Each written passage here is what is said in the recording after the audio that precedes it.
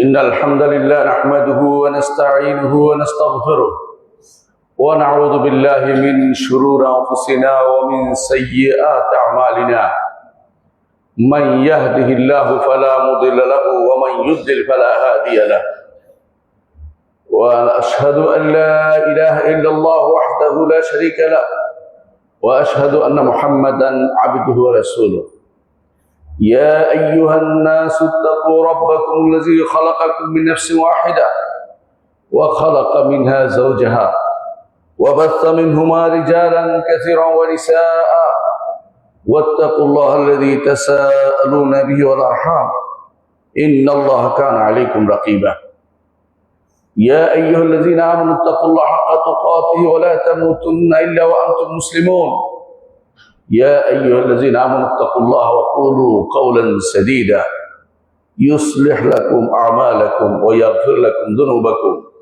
ومن يطع الله ورسوله فقد فاز فوزا عظيما أما بعد فإن أصدق الحديث كتاب الله وخير الهدي هدي محمد صلى الله عليه وسلم وشر الأمور محدثاتها وكل محدثة بدعة وكل بدعة ضلالة وكل ضلالة في النار. أيها الناس اتقوا الله فإن التقوى ملاك الحسنات واعلموا أن الله عز وجل أمركم أن تتقوه والنبي صلى الله عليه وسلم كان يوصينا أن نتقي الله والتقوى وصية الله عز وجل للأولين والآخرين فمن اتقى الله عز وجل دخل جنته ومن لم يتق الله عز وجل دخل تحت وعيده سبحانه. সম্মানিত মুসলিয়ানি کرام, আমি আমার নিজেকে আপনাদেরকে আল্লাহর তাকওয়া অবলম্বন করতে অনুরোধ জানাচ্ছি। যেই তাকওয়া অবলম্বন করলে আমরা আল্লাহর জান্নাতে যেতে পারবো। আল্লাহ তাআলা কোরআনে কারীম বলেছেন, তিলকাল জান্নাতুল্লাতী নুরিসু মিন ইবাদিনা মান কানা তাকিয়া। এই জান্নাতের ওয়ারিস আমরা করব আমাদের বান্দাদের মধ্যে যারা তাকওয়ার অধিকারী হবে। তাকওয়ার বিরোধী যত কিছু আছে সব রেখে আপনাকে জান্নাতে যেতে হবে। শুধু তাকওয়া যেটা আছে ওটা নিয়ে জান্নাতে যেতে হবে। সুতরাং সময় থাকতে তাকওয়ার কাজগুলি করা উচিত। আর তাকওয়া হচ্ছে আল্লাহ সচেতনতা, আর সর্বক্ষণ আল্লাহর কথা স্মরণ করা, তাকে ভয় করা, তার কাছে আশা করা এবং তাকে ভালোবাসা। আল্লাহকে ভালোবাসবেন, আল্লাহর কাছে আশা করবেন এবং আল্লাহকে ভয় করবেন, আশা করবেন এবং আল্লাহকে ভালোবাসবেন। এই তিন জিনিস দিয়ে যদি সারাদিন আপনি চলতে পারেন, সারা জীবন আর চলতে পারেন, তাহলে আপনি অবশ্যই তাকওয়ার অধিকারী হতে পেরেছেন। যেখানে ভয়ের জায়গা সেখানে ভয় করবেন, গুনার জায়গা। যেখানে ইবাদতের জায়গা সেখানে ভালোবেসে ইবাদত করবেন। যেখানে আল্লাহর রহমত পাওয়ার ইচ্ছা আশা থাকবে সেখানে আল্লাহর রহমতের জন্য তার কাছে চাইবেন। এই তিনটি জিনিস মিলেই হচ্ছে আপনার তাকওয়ার পূর্ণতা পাবেন। যতক্ষণ পর্যন্ত আপনি তাকওয়া পূর্ণতা না পাচ্ছেন ততক্ষণ পর্যন্ত আপনি মুহসিন হতে পারবেন না। মুহসিন হতে হলে পরিপূর্ণ তাকওয়ার অধিকারী ব্যক্তি হতে হবে আপনাকে। একজন মানুষ প্রথমে মুসলিম হয়, তারপরে মোমেন হয়, তারপরে মুহসিন হয়। মুসলিম, মোমেন, মুহসিন, এই তিনটি স্তর ইমানদারের সবসময় আছে।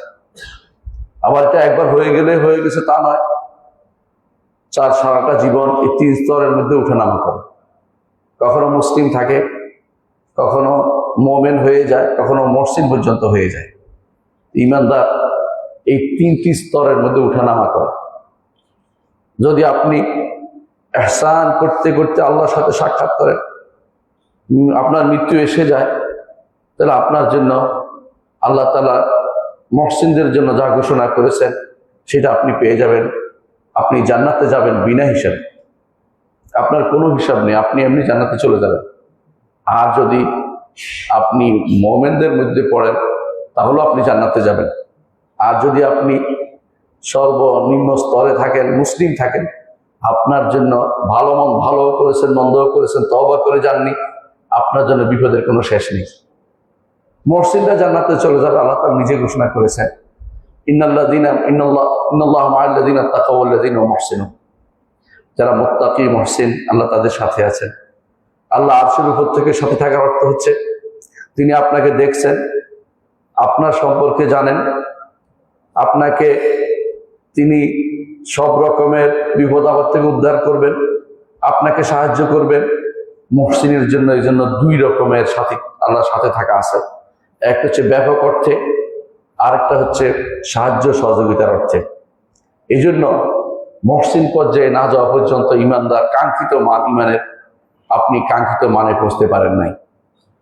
এ তাকওয়ার এই পর্যায় পর্যন্ত আপনাকে পৌঁছতে হবে।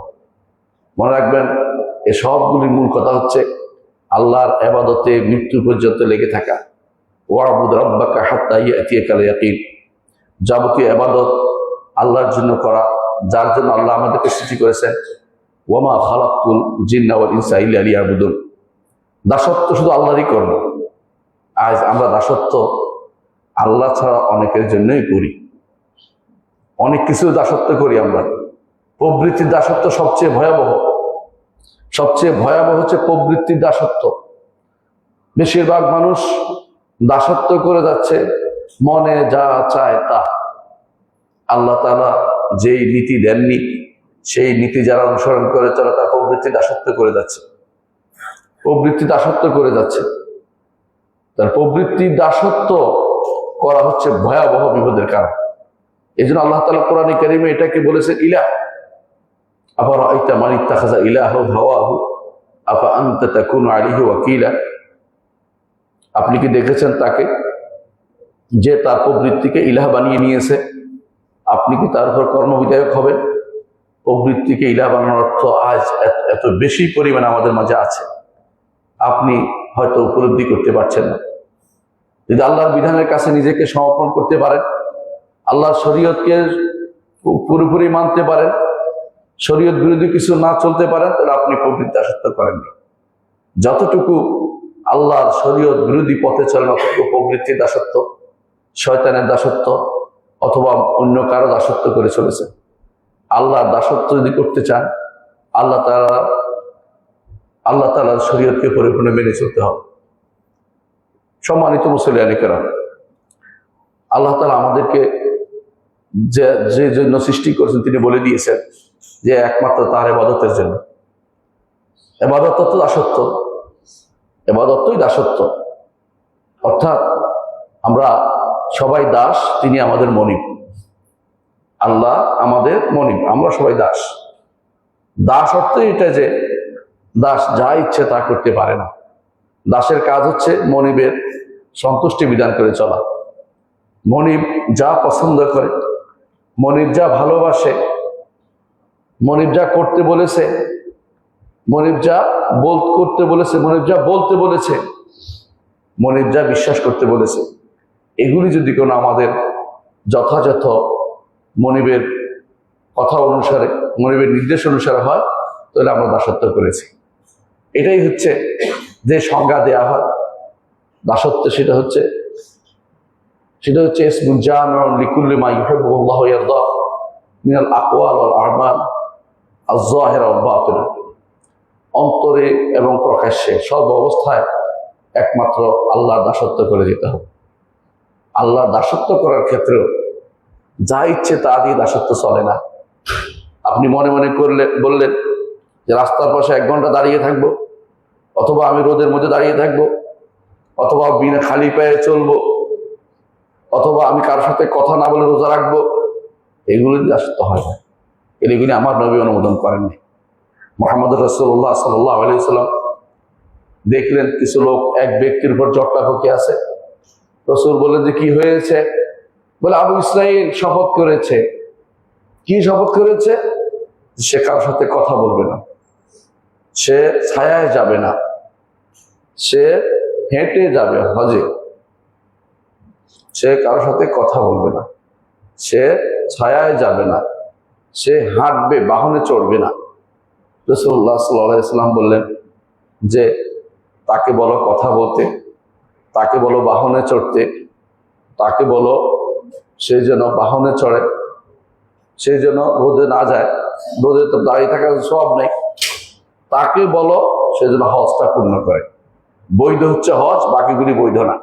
আপনার মন মতো ইবাদত করলেই হবে না। আপনি যদি নেকি কামাইতে চান, সৎ আমল করতে চান, অবশ্যই আপনাকে কোরআন এবং সুন্নাহর অনুসরণ করে চলতে হবে। নিজের মন মতো কোনো ন্যাক অর্জন করতে পারবেন না। মন চাইলেও আমি ন্যাকের এটা করে ফেললাম একটা কিছু, এটা কিন্তু করা যায় না। আজ তো আমাদের মহা উৎসব চলতেছে যে কেউ ওরস পালন করে, কেউ খুশরোজ দিবস পালন করছে। আমি আসার সময় দেখলাম এক পাশে খুশরোজ দিবস পালন করা হচ্ছে। আপনাদের এখান থেকে 4 কিলোমিটার দূরে দেখলাম, গাড়িতে ছিলাম তখন। আমি জিজ্ঞাসা করলাম খুশরোজ জিনিসটা কি, এটা করলে কি লাভ, ওরস করলে কি লাভ, এই কাজ এগুলি যারা করে ওরা কি গুনার আশায় করে, সওয়াবের আশায় করে? সওয়াব তো যেমনি সামনে পাওয়া যায় না, সওয়াব তো পেতেই হবে। হাসানা, ন্যাকটা খুবই দরকার। এই জন্য হাসানা অর্থই হচ্ছে কল্যাণ। হাসানা, দুনিয়া এবং আখিরাতে আপনার জন্য যেটা কাজে লাগবে সেটা হাসানা। দুনিয়া আখিরাতে কাজে লাগবে হাসানা। দুনিয়াতে আল্লাহ সন্তুষ্টি পাবেন, আখিরাতে আল্লাহ তাআলা তার বিনিময়ে জান্নাত দিবেন। তার সরাসরি বিনিময় অর্থাৎ সেটার কারণে জান্নাত দিবেন। বিনিময়ে জান্নাতের কোনো বিনিময় হয় না, কিন্তু সেটার কারণে জান্নাত দিবেন। কিন্তু হাসানা না থাকলে বিপদে আটকে যাবে। হাসানা লাগবেই, আল্লাহর উপর উত্তম ধারণা একটি হাসানা, হাসানা লাগবেই। ইমানদাররা দোয়া করে, রব্বানা আতিনা ফিদ দুনিয়া হাসানা ওয়া ফিল আখিরাতি হাসানা ওয়া কিনা আযাবান নার। দুনিয়াতেও চায়, আখিরাতেও চায়, সবচেয়ে উত্তম কাজটা চায়, কল্যাণমূলক কাজ চায়। কল্যাণ কোনটি? দুনিয়াতে আপনি করবেন, সেটার প্রতিদান লেখা হবে, আখিরাতে সেটার প্রতিদান আপনি পাবেন। এটা আপনাকে জানতে হবে, আর ভুল পথে পরিচালিত হবে। অনেকে আছে বেদাত করে, কেন করে? ন্যাক করাটা শিখে নাই, ন্যাক কোনটা জানে না। অনেকে আছে ন্যাক জানার পরেও তার কাছে কম মনে হয়, যে এটা আবার কি হইলো, এত কম, আরো বেশি করে করি। আপনারা জানেন রাসূলুল্লাহ সাল্লাল্লাহু আলাইহি ওয়াসাল্লামের তার মসজিদের কাছে তিন ব্যক্তি আসছে, জিজ্ঞাসা করলো রাসূল কি কি আমল করেন। তো খোঁজ নিয়ে জানলো যে রাসূলুল্লাহ সাল্লাল্লাহু আলাইহি ওয়াসাল্লাম রাতে তিনি ঘুমান, আবার নামাজও পড়েন, দিনের বেলা তিনি সওম পালন করেন, আবার তিনি সওম ভঙ্গ করেন, অন্যদিন কোনোদিন সওম রাখেন, কোনোদিন সওম ভঙ্গ করেন। আবার রাসূলুল্লাহ সাল্লাল্লাহু আলাইহি ওয়াসাল্লাম বিয়ে শাদী করেছেন। তার এই সমস্ত কর্ম তাদের কাছে খুব পছন্দনীয় মনে হলো, যে এত কম, আমরা আরো বেশি করতে পারি। তারা একজন বলল আমি বিয়ে শাদী করব, আর একজন বলল আমি সারা রাত দাঁড়িয়ে ইবাদত করবো, আর একজন বললো আমি সারা বছর সওম পালন। রাসূলুল্লাহ সাল্লাল্লাহু আলাইহি ওয়াসাল্লাম শুনে বললেন, তোমরা এই কথাগুলি বলেছ? আপনি আশ্চর্য হবেন না, রাসূলুল্লাহ সাল্লাল্লাহু আলাইহি ওয়াসাল্লাম তাদেরকে সাবধান করছেন যে তোমরা তার নির্দেশের বাইরে যা করো সেগুলি গ্রহণযোগ্য হবে না। তিনি কি বলছেন? যে আমি তো বিয়ে করেছি, আমি রাতের বেলা ঘুমাই এবং ইবাদত করি, আমি সওম পালন করি এবং সওম ভঙ্গ করি। তোমরা যদি আমার আদর্শের বাইরে মুখ ফিরিয়ে থাকো তাহলে আমার দলভুক্ত হতে পারবে না। রাসূলুল্লাহ সাল্লাল্লাহু আলাইহি ওয়াসাল্লাম যেটা করছেন পুঙ্খানুপুঙ্খ, সেটা অনুসরণ করার নাম হচ্ছে হাসানার অনুসরণ। নাহলে সাইয়্যা করা হবে, নাহলে গুনার কাজ করা হবে, খারাপ কাজ করা হবে, ভালো কাজ হবে না। ভালো কাজটা শিখতে হবে কোরআন এবং সুন্নাহর ভিতর থেকে। এর বাইরে থেকে কেউ ভালো কাজ আপনাকে দেখিয়ে দিতে পারবে না। শরীয়তের নির্দেশ সরাসরি কখনো নির্ধারিত ফিল্ডে আসে, অথবা শরীয়ত কখনো ইল্লত দিয়ে, কারণ দিয়ে দেয়, না শরীয়ত কখনো ব্যাপক অর্থে হাসানার কাজ করতে বলে। তিনটে জিনিস শরীয়ত আছে। সরাসরি যেগুলো আছে এগুলো আমল কিন্তু আপনি শেষ করতে পারবেন না। আমি কিছু হাসানার কথা আজকে আপনার আলোচনা করব, যেগুলো আপনি দোয়া করেন যে হাসানা অথবা সাইয়্যা, মানুষের ভিতরে মাঝখানে আর কোনো কিছু নেই। আপনি মসজিদে আসছেন, এটা হাসানা। আপনি মসজিদে আসতে দেরি করেছেন, আপনি মসজিদে দ্বিতীয় রাকাত পেয়েছেন, অথবা জমাতে হাজির হন নাই ইচ্ছা করে, আপনি সাইয়্যার ভিতরে আছেন, আপনি ইচ্ছা করে অন্যায় করেছেন। হাসানা এবং সাইয়্যার বাইরে আপনি যেতে পারবেন না। হাসানা এবং সাইয়্যা, হয় হাসানা আর সাইয়্যা দুটোর একটা ভিতরে আপনি আছেন। কারণ আপনি হাসানা অর্জন করবেন না সাইয়্যার ভিতরে থাকবেন, আপনি সিদ্ধান্ত নেন। কোরআনে কারিমে আল্লাহ তাআলা বলছেন যে সাইয়্যা অর্জন করলে সেটার পরিণতি তাকে ভোগ করতে হবে, আর হাসানা অর্জন করলে সেটার প্রতিফল আল্লাহ তাকে দিবেন। সুতরাং আমরা সেদিকে যাই যে কেন আমাদেরকে হাসানা অর্জন করতে হবে। হাসানা অর্জনের একটা মূলনীতি হচ্ছে যে আল্লাহর জন্য হতে হবে। দ্বিতীয় মূলনীতি হচ্ছে শরীয়ত অনুমোদিত পদ্ধতিতে হতে হবে, যেভাবে আল্লাহ এবং তার রাসূল বলছেন সেভাবে করতে হবে। আর প্রথমটা হচ্ছে একমাত্র আল্লাহর জন্য হতে হবে। যে কোনো ভাবে আপনি হাসানা পাবেন না। কখনো কখনো ভালো দুনিয়ার কাজও আপনি হাসানা পান, কেন? নিয়তের কারণে। কাজটা তো অনুমোদিত হয়, নিষিদ্ধ না হয়, নিয়তের কারণে পাবেন। যে কোনো ভালো কাজও হতে পারে, যেটা আমরা উদাহরণ দেব। কিন্তু হাসানা অর্জন করতে হলে আল্লাহর জন্য কাজটা হতে হবে, আল্লাহ তাআলাকে সন্তুষ্ট করার জন্য হতে হবে। সূরা কাহফের শেষে আল্লাহ তাআলা বলেছেন, ফামান কানা ইয়ারজু লিকা রাব্বিহি ফালইয়ামাল আমালান সালিহান ওয়ালা ইউশরিক বিইবাদাতি রাব্বিহি আহাদা। তোমাদের কেউ যদি কোনো আল্লাহর সাথে সাক্ষাতের আশা করে, সেই জন্য আল্লাহ এক নেক আমল করে, সৎ আমল করে, যেটা হাসানা, ওয়ালা ইউশরিক বিইবাদাতি রাব্বিহি আহাদা, আল্লাহর সাথে শরীক না করে, এটাও হাসানা। অর্থাৎ সেজন্য হাসানা করে যায় আল্লাহর সাথে। হাসানা না হলে, উত্তম কাম না হলে আল্লাহর দরবারে সেগুলি জমা হবে না, সেগুলি জমা হবে না। কারণ আল্লাহ তাআলা বলছেন, ওয়াকাদিমনা ইলা মা আমিলু মিন আমালিন ফাজআলনাহু হাবাআন মানথুরা। তারা অনেক আমল করবে, সেগুলো দিয়ে অগ্রসর হয়ে তিনি সেগুলিকে বিক্ষিপ্ত ধূলিকণায় পরিণত করবেন। অর্থাৎ বিক্ষিপ্ত ধূলিকণায় পরিণত হওয়া, আপনার শেষে আপনি কিছুই পাবেন না খুঁজে, হওয়ার পরে সেখানে কিছু পাবেন না। আপনি যখন দেখবেন, মনে করছেন বিশাল বিশাল কাজ করে গেছেন, আর কবরে গিয়ে দেখবেন যে কিছুই নেই, হাসরের মাঠেই কিছুই পাবেন না, আপনার তখন বিপদের শেষ থাকবে না। কারণ সেদিন কেউ কাউকে কিছু দিবে না। এই জন্য যে সমস্ত কারণে আমাদেরকে হাসানা অর্জন করতে হবে, সেটা আমাদেরকে জানতে হবে। আল্লাহ তাআলা কোরআন কারীম বলেছেন, ফাআম্মা মান থাকুলাত মাওয়াজিনুহু ফাহুয়া ফি ঈশাতির রাদিয়া, যার মিজানগুলো ভারী হবে সে তো সন্তুষ্ট জীবনে থাকবে, অর্থাৎ জান্নাতের জীবনে থাকবে। ও আল্লাহ তাআলা আরো বলেছেন, ওয়ালাল আখিরাতু আকবারু দারাজাতিন ওয়া আকবারু তাফদীলা, আখিরাতে অনেক উঁচু মর্যাদা থাকবে, শ্রেষ্ঠত্ব, বড় বড় সোপানগুলি থাকবে। কাদের জন্য? যারা হাসানা করেছে তাদের জন্য। এই জন্য হাসানার প্রতি গুরুত্ব দেওয়া দরকার। আপনি একটু চিন্তা করেন, জান্নাত জাহান্নামে যাওয়ার জন্য মানুষ ভাগ হচ্ছে। একদল জান্নাতে চলে গেছে হাসানা বেশি হওয়ার কারণে, আরেক দল হাসানার প্রতি ঈমান ছিল না, ঈমানের দুর্বলতা, জাহান্নামে চলে গেছে। ঈমানের সমস্যার কারণে জাহান্নামে চলে গেছে। কারণ ঈমানের সমস্যার কারণে মুক্তি পাবে না। আর কি ঈমানে যদি সমস্যা হয়ে থাকে মুক্তি পাবে না। ধরেন ঈমানের 6টি রকম আছে, তাই না?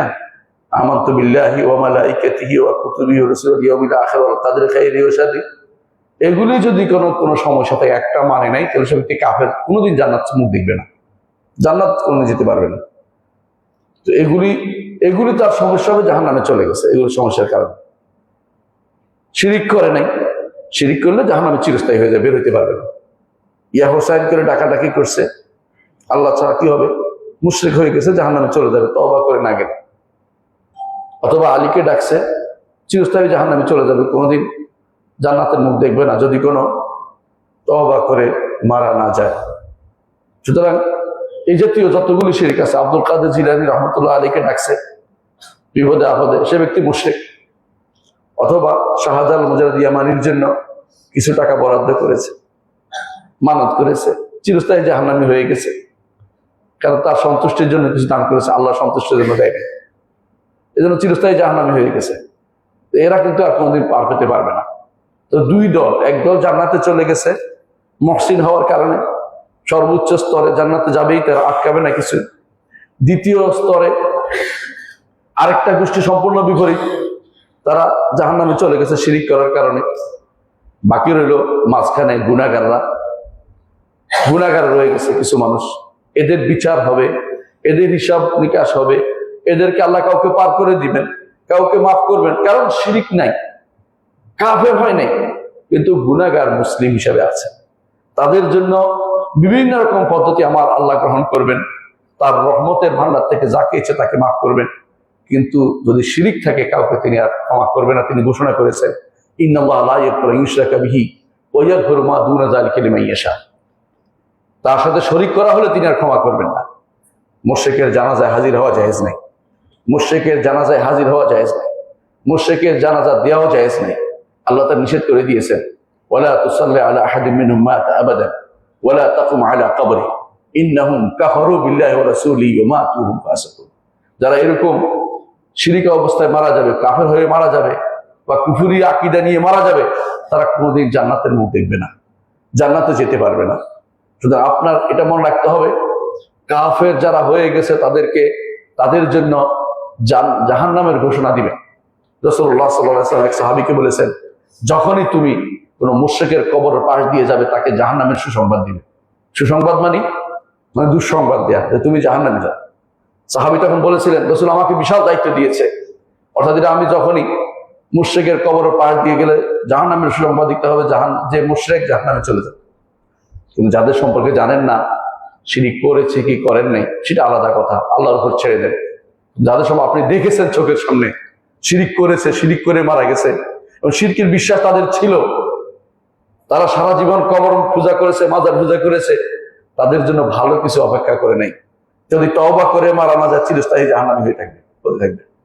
এই জন্য গুরুত্ব দিতে হবে। হাসানা নষ্ট হয়ে যায়, হাসানা তো হয়েছিল ঈমান আনার কারণে, কিন্তু হাসানা তো নষ্ট হয়ে যায়, অনেক সময় হাসানা তো নষ্ট হয়ে যায়। যার আলোচনা আমি করবো একটু পরেই।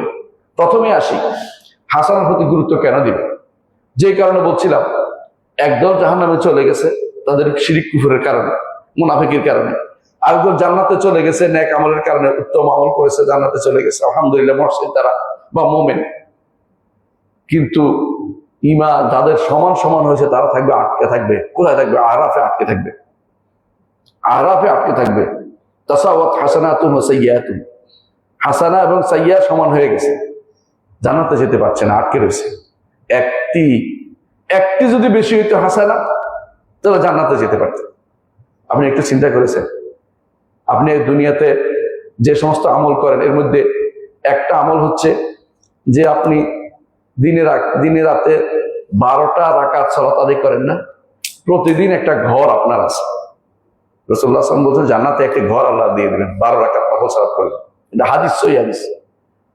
আপনি এমন ভাবে পড়েছেন যে এগুলো পড়ার বলা যায় না, পড়া হিসেবে ধরা হয় না। অর্থাৎ আপনি আল্লাহ রাসূলের সুন্নাহ মোতাবেক পড়েন না, নিজের মন মতো পড়ছেন। এটা হয়তো কিছু কবুল হয়েছে, কিছু কবুল হয় না। আপনি যদি জান্নাতে গিয়ে দেখেন যে আপনার ঘরের ছাদ নাই, আপনার ঘরটা ঠিক মতো হয় নাই, বুঝলেন, আপনার আমলটা ঠিক মতো হয় না, আমল অনুসারে তো আপনার সওয়াব পাবেন। যে আমল যতটুকু করেছেন অতটুকু তো সওয়াব পাবেন। আপনার আমলটা তো আপনার পরিপূর্ণ সুন্দর আকারে হতে হবে আপনার। তো আপনি এমন সব আমল করেছেন যে কারণে ন্যাক এবং বদ সমান হয়ে গেছে, আপনি আটকে পড়ে গেছেন। শেষে জান্নাতে যাবেন, কিন্তু জান্নাতে আল্লাহর রহমতে যেতে হবে। সেটা আল্লাহর রহমতে আল্লাহ এদেরকে দিবেন, কারণ তিনি ইমানদার কাফেরকে একসাথে করবেন না, একসাথে রাখবেন না, শেষে জান্নাত দিবেন। কিন্তু আপনি তো আটকে পড়ে গেছেন। এর মধ্যে অনেকেই গিয়ে তাদের জান্নাতের বাড়ি ঘরে তারা বসবাস শুরু করে দিয়েছে, আর আপনি আটকে আছেন। এই আটকে থাকার মূল কারণ হচ্ছে একটি হাসানা কম হয়ে গেছে, একটি নেকি আপনার কম হয়ে গেছে। এই জন্য কি বাড়ানোর প্রচেষ্টা আপনাকে চালিয়ে যেতে হবে। আবার দেখেন, হাসরের মাঠে গেছেন, হাসরের মাঠে একটি হাসানার জন্য আপনি আফসোস করবেন, বুঝেন কিনা? সে কি আফসোস করবেন? আপনি দেখবেন আপনার ছেলেকে, আপনার মেয়েকে, আপনার আত্মীয়কে, আপনার স্ত্রীকে আপনি বলবেন যে একটা হাসানা কম হয়ে গেছে, আমাকে একটা দিবে কিনা? কেউ আপনাকে দিবে না। ইয়াউমা ইয়াফিরুল মারউ মিন আখিহি ওয়া উম্মিহি ওয়া আবিহি ওয়া সাহিবাতিহি ওয়া বানিহি লিকুল্লি ইমরিইন মিনহুম ইয়াউমাইযিন শা'নুন ইউগনি। প্রত্যেকে পালাবে, প্রত্যেকে পালাবে আপনার থেকে। যাদের জন্য আপনি সলাতে আসা বন্ধ করে দিয়ে কাজ করেছেন, ক্ষেত খামারে ব্যবসা বাণিজ্য করেছেন, বিদেশ বিভূতিতে ছিলেন, বহুত কিছু রোজগার করেছেন, জমি বিক্রি করে বিদেশে পাঠিয়ে দিয়েছেন, তাদের ভবিষ্যৎ নির্মাণের জন্য, সন্তানের ভবিষ্যৎ প্রতিষ্ঠার জন্য তারাই আপনার কাছ থেকে পালাবে। এটা আমার কথা না, আল্লাহ বলে দিয়েছেন। সেদিন কেউ কিছু কাউকে দিবে না, সবাই নিজেকে নিয়ে টেনশনে থাকবে। সেদিন আপনি বিপদ, হাসানা বেশি হলে তার দিকে আপনার তাকাতে হবে না। এই জন্য হাসানার কত দরকার আমরা বুঝতে পেরেছি, হাসানা খুবই দরকার। এই জন্য সেদিনের নাম হচ্ছে ইয়াউমুত তাগাবুন, ঠকে যাওয়ার দিন। আল্লাহ তাআলা বলছেন ইয়াউমা ইয়াজমাউকুম লিয়াউমিল জামঈ যালিকা ইয়াউমুত তাগাবুন, যেদিন তোমাদেরকে একত্রিত করবেন, একত্রিত করার দিনে। জামা ইয়াউমুল জামঈ বলে কোরআন, কিয়ামতের দিনকে। যালিকা ইয়াউমুত তাগাবুন, সেদিন ঠকে যাওয়ার দিন। কাফের বলবে আমি তো ঠকে এসেছি, আর ঈমানদার বলবে আমি আরেকটু বেশি আমল করলে আরো ভালো হতো আমার। এটা জান্নাতে আফসোস হবে না, জান্নাতে হয়তো আফসোস হবে না, দুনিয়ার হাসরের মাঠে আফসোস সবাই করবে। আরো ভালো করতে পারতাম যদি, আরো উপকার কোনো কিছু করতে পারতাম যদি, কিন্তু সেদিন পিছনের দিকে যাওয়ার আর কোনো সুযোগ নাই। আল্লাহ তাআলা বলেন কাল্লা, কখনো না, আর পিছনে যাওয়ার কোনো সুযোগ নাই। এই আফসোসের বিষয়টি খুবই ভয়াবহ বিষয়। আগে সময় থাকতে সেটা করতে হবে। কিছুই না, অল্প জিনিসও অনেক বিশাল আমল রাসূলুল্লাহ আমাদেরকে শিক্ষা দিয়েছে। অল্প কটা কথা বিশাল আমল রাসূল আমাদেরকে শিক্ষা দিয়েছে। এই জন্য হাসানা খুব দরকার। আবার দেখেন, হাসানা যদি থাকে আল্লাহ বাড়িয়েও তোলেন। আপনার একটা হাসানা না থাকলে বাড়াবে কি? আপনি যদি একটা হাসানা করেন, আল্লাহ তাআলা কোরআনে কারীম বলেছেন ফাআম্মাল্লাযীনা আমানু ওয়া আমিলুস সালিহাতি ফায়ুওয়াফফিহিম উজুরাহুম, যারা ঈমান আমল সালেহ করেছে তাদেরকে তাদের প্রতিদান পূর্ণ আকারে দেওয়া হবে, অর্থাৎ যতটুকু দিছে আরো বাড়াইয়ে দিবে। হাদিসে আপনারা শুনেছেন রাসূলুল্লাহ সাল্লাল্লাহু আলাইহি ওয়াসাল্লাম বলেছেন যে আল্লাহ তার নিজ হাতে গ্রহণ করেন কোন কোন দান, নিজ হাতে গ্রহণ করে এটাকে এমন ভাবে বাড়িয়ে তোলেন যে আমার বান্দার জন্য বাড়িয়ে তুলছে, যেন একটা আপনাদের কারো উটের বাচ্চা বাড়তে বাড়তে বাড়তে সেটা পুরো উপত্যকা ভর্তি হয়ে যায়।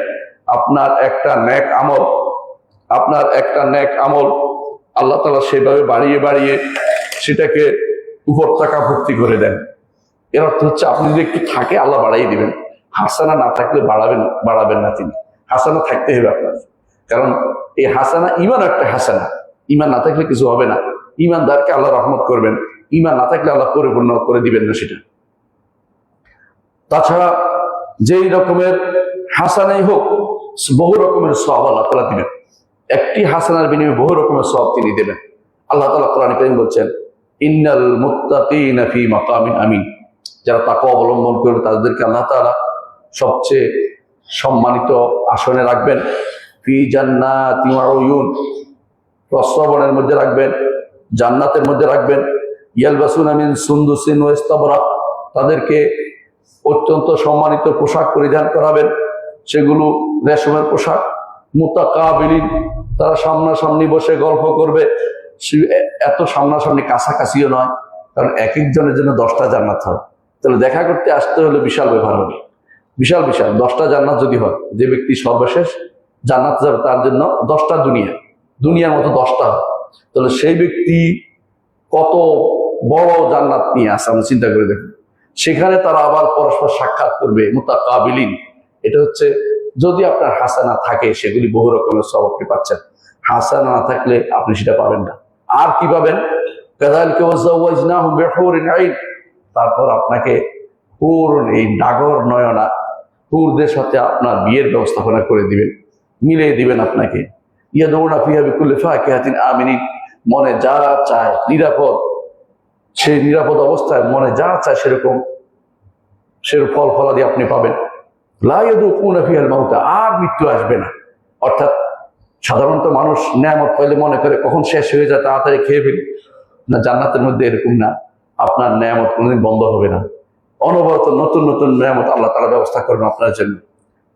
আগের মৃত্যু ছাড়া কোনো মৃত্যু আসবে না। ওয়াকাহুম আযাবাল জাহিম, জাহান্নাম থেকে বাঁচিয়ে দিবেন। ফাদলাম মির রাব্বিকা, আল্লাহর পক্ষ থেকে দয়া হিসেবে। যালিকা হুয়াল ফাউজুল আযীম, এটা হচ্ছে মহা সফলতা। সফলতা এটার নাম। জান্নাতে গিয়ে আল্লাহ যে নেয়ামত পাওয়ার কথা বলছে, সেগুলো হচ্ছে সফলতা। সেগুলো যদি আপনি না পান, যদি এই সফলতা যদি আপনি না জান্নাতে যেতে না পারেন, আপনি সফল হতে পারেন না। দুনিয়ার বুকে অনেকের কাছে সফলতা হচ্ছে ঢাকা শহরে একটা বাড়ি, অথবা সবচেয়ে বড় দামি একটা গাড়ি, অথবা কোনো পরিবারের তার একটা নারী। এই চিন্তায় বসে আছেন আপনার সফলতা, কিন্তু এইগুলি সফলতা নয়। আপনি হয়তো দুনিয়ার সফলতা চিন্তা করছেন, আপনি দুনিয়াতে কোনো অ্যাসেম্বলির সদস্য হবেন অথবা কোনো কিছু যাবেন, এগুলি সফলতা নয়। সফলতা হচ্ছে একমাত্র আল্লাহর জান্নাত লাভ যে ব্যক্তি করতে পারছে, সেই ব্যক্তি হচ্ছে সফল। যালিকা হুয়াল ফাউজুল আযীম, মহা সফলতা। ওই সফলতা আমাদের অর্জন করতে হবে কিসের মাধ্যমে? হাসানা থাকতে হবে। ঈমান ও হাসানা, আবারও বলছি, নেক আমল হাসানা থাকতে হবে। হাসানা যদি আপনার থাকে, তাহলে আপনার সীমাহীন ভাবে আল্লাহ তাআলা আপনাকে দান করবেন, যেটা আপনি হিসাব করতে পারেন নাই। কোরআনে কারীম আল্লাহ তাআলা বলছেন, ফালা তা'লামু নাফসুম মা উখফিয়া লাহুম মিন কুররাতি আয়ুন জাযাআন বিমা কানু ইয়ামালুন। কোনো মানুষ জানে না যে আমল করেছে, নেক আমল করেছে, হাসানা করেছে, এর প্রতিদান হিসেবে আল্লাহ তার চক্ষু শীতলকারী যা রেখেছে, কোনো ব্যক্তি তার চিন্তা করতে পারবে না। দুনিয়া থেকে চিন্তা করতে পারেন নাই আপনি আল্লাহর কাছে ভালো আশা করে বসে আছেন, আল্লাহ আপনাকে ভালো দিবেন। কাজ করলে হবে, কিন্তু কাজটা যেন শুদ্ধ হয়। শুদ্ধ না হলে এই আশা গ্রহণযোগ্য না, এটা দুরাশায় পরিণত হবে। কাজটা যদি শুদ্ধ হয়, আপনি অনেক কিছুই পাবেন। রাসূলুল্লাহ সাল্লাল্লাহু আলাইহি ওয়াসাল্লাম বলেছেন, হাদিসে কুদসিতে আল্লাহ তাআলা বলেন, আ'দাতু লিইবাদিয়াস সালিহিন মা লা আইনুন রাআত ওয়া লা উযুনুন সামিআত ওয়া লা খাতারা আলা কলবি বাশার। আমি আমার সালেহ নেককার বান্দাদের জন্য এমন কিছু প্রস্তুত করে রেখেছি যা কোনো চোখ দেখেনি, এবং কোনো কান তা শুনেনি, কোনো অন্তরে তা উদিত হয়নি, এমন জিনিস আপনার জন্য রেখেছে। তবে যদি হাসানা না থাকে, সেগুলি কোনোটাই আপনি পাবেন না। আল্লাহ স্পেশাল বান্দা হতে হলে হাসানা থাকতে হবে, আপনার নেকি থাকতে হবে। আপনার ভালো কাজ থাকতে হবে। এই ভালো কাজ যদি আপনি করে যেতে পারেন, ভালো কথা আপনি বলে যেতে পারেন, ভালো আকীদা নিয়ে যেতে পারেন, তাহলে আপনার সেটা কাজে লাগবে। তবে হাসানা হওয়ার জন্য দুটি শর্ত কথা আমরা আগেও বলেছি। একমাত্র আল্লাহর জন্য হতে হবে এবং মুহাম্মদ রাসূলুল্লাহ সাল্লাল্লাহু আলাইহি ওয়াসাল্লামের তরিকা মোতাবেক হতে হবে। এই জন্য আমরা সবসময় কি দোয়া করি? আইন্নি আলা যিকরিকা ওয়া শুকরিকা ওয়া হুসনি ইবাদাতিকা। ইবাদত করার পরেও বলি, ইবাদত করার শেষে বলি, কারণ যদি হুসনি ইবাদত না হয় সেটা আল্লাহর দরবারে গ্রহণযোগ্য হবে না। ইবাদতটা একমাত্র সুন্দর পদ্ধতিতে হতে হবে, যেই পদ্ধতি মুহাম্মদ রাসূলুল্লাহ সাল্লাল্লাহু আলাইহি ওয়াসাল্লাম অনুমোদন করেছেন। নিজের মন মতো সালাত পড়লে হয় না, নিজের মন মতো ইবাদত করলে হয় না। আপনার জন্য আরেকটি কাজ করতে হবে, সেটা হচ্ছে হাসানার ক্ষেত্রে আপনার সবসময় অনুভূতি থাকতে হবে যে আল্লাহ তাআলা আমাকে দিবেন এবং আল্লাহ তাআলা সেটা দেন, এবং সেটা রাসূলুল্লাহ সাল্লাল্লাহু আলাইহি ওয়াসাল্লাম আমাদেরকে জানিয়েছেন। একটি হাসানা কিভাবে পরিবর্তন করে দেখেন। রাসূলুল্লাহ সাল্লাল্লাহু আলাইহি ওয়াসাল্লাম বলেছে যে এক লোক রাস্তা দিয়ে যাচ্ছিল, যাওয়ার সময় দেখে যে একটা ডাল পড়ে আছে, মানুষের কষ্ট দিচ্ছে, গাছটা এই ডালটা কেটে সরিয়ে দিল। রাসূলুল্লাহ সাল্লাল্লাহু আলাইহি ওয়াসাল্লাম বললেন যে আমি তাকে জান্নাতে ঘোরাফেরা করতে দেখেছি। এর অর্থ হচ্ছে একটা হাসানার কারণে জান্নাতে চলে গেছে। এই অনুভূতি আপনার থাকা দরকার। কোনো একটা কাজ করলে যে এটাই হয়তো আমার কাছে লাগবে আখিরাতে, কোনটা যে আপনার কাজে লাগবে আপনি বলতে পারেন না। আপনি যে কোনো কাজ করবেন অনুভূতি নিয়ে করবেন যে এইটা আমার কাজে লেগে যাবে, আমি এটা আল্লাহর কাছে চাই, আল্লাহ আমাকে যেন একান্তে সেটা দিয়ে দেয়। সেদিন হয়তো আপনি চিন্তাও করতে পারবেন যে এটা চলে আসছে, এটা দিয়ে আল্লাহ পার করে দিচ্ছেন আপনার। একটা হাদিস আপনার শুনেছেন, রাসূলুল্লাহ সাল্লাল্লাহু আলাইহি ওয়াসাল্লাম বলেছেন এক ব্যক্তি অনেক গুনাহ খাতা করেছে, তো বলছে ইয়া ফুল অমুক কি করেছো? আল্লাহ তাআলা জিজ্ঞাসা করবেন, হাদিসটা মনে আছে আপনাদের? হাদিসটা আপনি পড়ছেন। বলে কিছু করি নাই, তবে আমি মানুষকে ঋণ দিতাম, দিতে না পারলে হয় ছাড় দিতাম, নইলে ছেড়ে দিতাম। ছাড় মানে বেশি সময় দিতাম। আল্লাহ তাআলা বললেন যে এটা তো আমার কাজ, আমি তো মানুষ বান্দাকে ক্ষমা করে দাও, তোমাকে পার করে দিলাম। একটি হাসান ছোট করে দেখার কোনো কারণ নেই, ছোট্ট করে দেখবেন না। রাসূলুল্লাহ সাল্লাল্লাহু আলাইহি ওয়াসাল্লাম বলছেন লা তাহকিরান্না মিনাল মা'রুফি শাইআন, ভালো কাজের হাসানার কোনো কিছুকে তুমি হাকির ছোট মনে করো, তুচ্ছ মনে করো না, এটা হয়তো তোমার জন্য বিরাট উপকার দেবে। এক মহিলা, সে বেশ্যা ছিল কিন্তু ঈমান ছিল। বেশ্যা ছিল কি, বেশ্যা বুঝেন আপনারা? সে কি করেছে, দেখছে একটা কুকুর পানি পান করতে পারছে না, সে তার মোজা দিয়ে, মোজা তখনকার চামড়ার মোজা, পানি আটকা, সেটা দিয়ে পানি তুলে কুকুরকে খাইয়েছে। কুকুর খাইয়েছে, আল্লাহ তাআলা তাকে কিন্তু ক্ষমা করে দিয়েছে। তাহলে আপনি কোন হাসানা দিয়ে আপনি ক্ষমা পাবেন আপনি জানেন না। এই জন্য হাসানাগুলি সবসময় গুরুত্বের সাথে নেবেন। আবার উল্টোটাও করেছে, এক মহিলা একটা বিড়ালকে বেঁধে রেখেছে, তার জন্য সে জাহান্নামে যেতে হয়েছে, কারণ সে বিশাল অন্যায় করেছে। এমনি মরে গেছে, খাবারও দেয় নাই, ছেড়েও দেয় নাই, এমনি মরার জন্য রেখে দিয়েছে। আমাদের সমাজে অনেকেই দেখবেন কোনো কিছুকে মারার জন্য সুন্দর করে মারতে হয়, এটা না করে তাকে, যেটাকে যদি কোনো আপনি এমনি রেখে দেন, বিনা কারণে কষ্ট দিতে দিতে মারেন, এটা কিন্তু একটা অপরাধ। এটা একটা অপরাধ, এটা করতে যাবেন না। রাসূলুল্লাহ সাল্লাল্লাহু আলাইহি ওয়াসাল্লাম বলছেন ইযা যাবাহতুম ফাআহসিনু যিবহা ওয়া ইযা কাতালতুম ফাআহসিনু কিতলা। হত্যা করলেও সুন্দরভাবে করতে হবে। তোমাকে কষ্ট দিয়ে দিয়ে তার মারা শরীয়তের অনুমোদন করে না। যেটা হত্যা করা যায় সেটার কথা বলছি, তাহলে মানুষ হত্যার কথা আমি বলিনি। যেগুলো হত্যা করার জিনিস সেগুলির কথা বলছি। একটি হাসানার কারণে আপনি সেদিন আপনার থেকে আপনার আত্মীয়রা পালাবে, এটা কোরআনে আল্লাহ তাআলা বলে দিয়েছেন। এবং সেদিন আপনার শুধু হাসানাই কাজে আসবে, সত্য কথা এটা। কেউ আপনাকে সাহায্য করতে আসবে না। সুতরাং এখন সময় থাকতে আমাদের উচিত হাসানার পিছনে দৌড় দেওয়া, যে হাসানা কিভাবে অর্জন করা যায়। কোরআনে কারিমে আল্লাহ তাআলা আমাদেরকে বলেছেন আমলের মূল উদ্দেশ্য হচ্ছে এই হাসান যেন হয়। ইন্নাল মুসলিমিনা ওয়াল মুসলিমাত ওয়াল মুমিনিনা ওয়াল মুমিনাত ওয়াল কানিতিনা ওয়াল কানিতাত ওয়াস সাদিকিনা ওয়াস সাদিকাত ওয়াস সাবিরিনা ওয়াস সাবিরাত ওয়াল খাশিঈনা ওয়াল খাশিআত ওয়াল মুতাসাদ্দিকিনা ওয়াল মুতাসাদ্দিকাত ওয়াস সাইমিনা ওয়াস সাইমাত ওয়াল হাফিজিনা ফুরুজাহুম ওয়াল হাফিজাত ওয়াল যাকিরিনা আল্লাহা কাসীরান ওয়াল যাকিরাত আ'আদাল্লাহু লাহুম মাগফিরাতান ওয়া আজরান আযীমা। সওয়াব পেতে চান তাহলে এই কাজগুলি করতে হবে।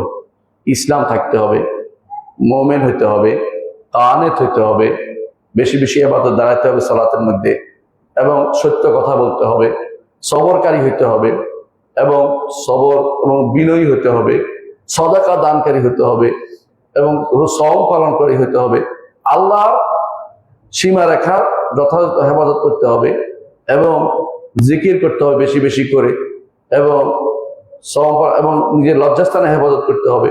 এই সবগুলি যারা করবে আল্লাহ তাদের জন্য বিশাল প্রতিদান রেখেছে, আল্লাহ ঘোষণা করেছেন। তাহলে আপনি যদি ন্যাক আমল করেন বিশাল প্রতিদান পেয়ে পাবেন, এটা আপনার অনুভূতি যেন জাগরুক থাকে। কিভাবে ন্যাক আমলের মাধ্যমে শুধুমাত্র আপনি হাসান অর্জন করতে হবে, অন্য কোনো মাধ্যম নয়। আর আল্লাহ তাআলা আরো বলেছেন, ইন্নাল্লাযীনা ইয়াতলুনা কিতাবাল্লাহ, আল্লাহর কিতাব তেলাওয়াত করা এটা ন্যাক আমল। ওয়া আকামুস সালাতা, সালাত কায়েম করা এটা একটা ন্যাক আমল। ওয়া আনফাকু মিম্মা রাযাকনাহুম সিররান ওয়া আলানিয়াতান, প্রকাশ্যে অপ্রকাশ্যে বেশি বেশি দান করা, প্রকাশ্যে অপ্রকাশ্যে বেশি বেশি দান করা, সিররান ওয়া আলানিয়া। এদের সম্পর্কে আল্লাহ বলছেন ইয়ারজুনা তিজারাতান লান তামুত, এমন ব্যবসা আশা করা যায় যে ব্যবসা কোনদিন কি হবে, নষ্ট হবে না, এই ব্যবসা সবসময় থাকবে। অর্থাৎ তার জান্নাতে যে বিনিময় যে পাচ্ছে, বিনিময় মানে আমরা আবারও বলছি, বিনিময় মানে বুঝাচ্ছি যেটা প্রতিদান হিসেবে দিবে। জান্নাতের কোনো সরাসরি বিনিময় কেউ দিতে পারবে না, কারণ এত বড় জিনিসের বিনিময় কেউ আমরা আমল করিনি। সেটা পাবে, সেটা কোনোদিন ধ্বংস হবে না। এমন ব্যবসা, যে ব্যবসা কোনোদিন লস নাই, সেই ব্যবসা হচ্ছে আল্লাহর সাথে ব্যবসা। আল্লাহর সাথে ব্যবসা হচ্ছে আপনি আমল করবেন, ন্যাক আমল করবেন, আর সওয়াব দিবেন আল্লাহ তাআলা। এই ব্যবসাতে কোনো লস নেই, এটা শুধু লাভ আর লাভ। ইন্নাল্লাহা আশতারা মিনাল মুমিনিনা আনফুসাহুম ওয়া আমওয়ালাহুম বিআন্না লাহুমুল জান্নাহ, আপনার জান ও মাল তিনি কিনে নিয়েছেন জান্নাত দিবেন বলে, কিনে জান্নাত দিবেন। এই প্রতিদান হিসাবে নয়, বা বিনিময় হিসাবে নয়, প্রতিদান হিসাবে সরাসরি সেটার বিনিময়, জান্নাতের বিনিময় কিছু আপনি দিতে পারবেন না কোনোদিনই, কারণ আপনার এই ক্ষমতা নেই। আপনি যে নেয়ামত ভোগ করেছেন এতেই আপনার সবকিছু শেষ হয়ে যায়, কিন্তু তিনি দয়া করে আপনার ন্যাক আমলগুলি গ্রহণ করে সেগুলিকে বাড়িয়ে তুলবেন যাতে আপনাকে জান্নাত দিতে পারেন। সলফে সালিহিন সবসময় ন্যাক আমল যদি ছুটে যেত, তাদের আফসোস হচ্ছে সবচেয়ে বেশি দুনিয়ার বুকে। আপনি আমি হয়তো আফসোস করি না, তাদের আফসোস হয়। কেমন শুনে দেখেন, একজন সালাতুল জামাত ছুটে গেছে, কান্না করতে আরম্ভ করছেন, জামাত ছুটে গেছে, জামাতের সালাত ছুটে গেছে। এই নয় যে জামাত সালাত ছুটে গেছে, এটা নয়, জামাতের সালাত ছুটে গেছে দেখে কান্নাকাটি করছেন। কেউ আছে তাকবীরুল উলা ছুটে গেছে, কান্নাকাটি করছেন, তাকবীরুল উলা পাইনি। তাকবীরুল উলা এত বেশি গুরুত্বপূর্ণ যে তাকবীরুল উলার কারণে তারা আফসোস করেছে। সুতরাং বোঝা গেল যে আপনি ন্যাক আমল করতে থাকতে হবে, এটা সালাফদের নীতি। আমির ইবনে আব্দুল কায়েস, তাকে জিজ্ঞাসা করা হয়েছে তার মৃত্যুর সময়, আপনি কেন কাঁদছেন? বলে, কাঁদছি এই জন্য, মৃত্যুর কারণে কাঁদছি না, অথবা দুনিয়া ছেড়ে যাচ্ছে এই জন্য কাঁদছি না, আমি কাঁদছি এই জন্য যে আমি যে ইবাদত করতাম, যে মজা পেতাম, সেটার জন্য। আমি যে সওম পালন করতাম, অর্থাৎ গরমের দিনে সওম পালন করতাম, সেটা করতে পারবো না। এবং আমি যে রাতের বেলা দাঁড়িয়ে আল্লাহর জন্য ইবাদত করতাম, সেটা করতে পারবো না। অর্থাৎ তারা এটার মধ্যে একটা মজা পেয়েছে, আনন্দ লাগতো তাদের কাছে ইবাদত করতে। আপনার ইবাদত যেন এরকম না হয় যে আমি একটা দায়িত্ব কাঁধ থেকে নামাই দিচ্ছি, বোঝা কোন রকম বোঝা লাঘব করতেছি, এরকম চিন্তা যেন না হয়, বরং আপনার ইবাদত যেন এরকম হয় কুররাতু আইন হয়। রাসূলুল্লাহ সাল্লাল্লাহু আলাইহি ওয়াসাল্লাম তিনি বলেছেন, জয়রাত কুররাতু আইনি ফি সালাহ, সালাতের মধ্যে আমার চক্ষু শীতল হয়, সালাতের মধ্যে তিনি আনন্দ পান, আল্লাহর সাথে সম্পর্ক তৈরি হয়।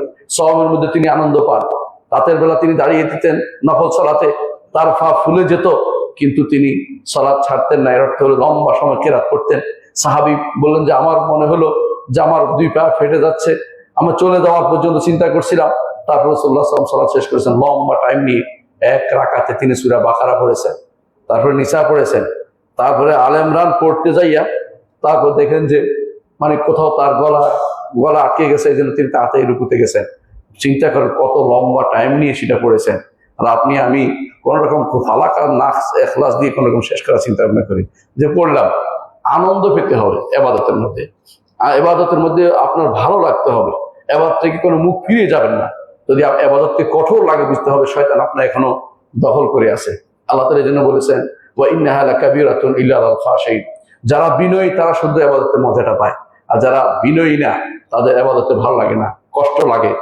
কখন বের হবে, কখন রাস্তায় গিয়ে ওই বাক্সটা দেখবে, কখন গিয়ে খেলাটা দেখবে, ওই চিন্তায় বসে থাকে। কিন্তু সে চিন্তা করে না যে এখানে যতক্ষণ থাকে এটা আমার জন্য খুবই উপকারী জায়গা, এই জায়গায় সে থাকছে না। মনে রাখবেন, কিন্তু ইবাদতগুলো নষ্ট হয়ে যায়। আমরা আগেও বলেছি কিভাবে নষ্ট হয়, যেভাবে না, এক নম্বর শিরিক থাকলে ইবাদতগুলো সব বরবাদ হয়ে যায়। আপনি এত কষ্ট করে যখন হজ করেছেন, দান করেছেন, মসজিদ দিয়েছেন, মাদ্রাসা দিয়েছেন, অথবা আপনি পিতামাতার সেবা করেছেন, আরো অনেক কাজ করেছেন, কিন্তু আপনার শিরিক আছে মনের ভিতরে, আপনার কর্মে শিরিক আছে, অথবা আপনার কোনো মুখ দিয়ে শিরকের শব্দ বের হয়ে গেছে, আপনি জেনে বুঝে শুনে করেছেন, এর অর্থ হচ্ছে আপনি কোনোদিন এই যে আমল করেছেন সবগুলি বরবাদ হয়ে গেছে, সবগুলি বরবাদ হয়ে গেছে।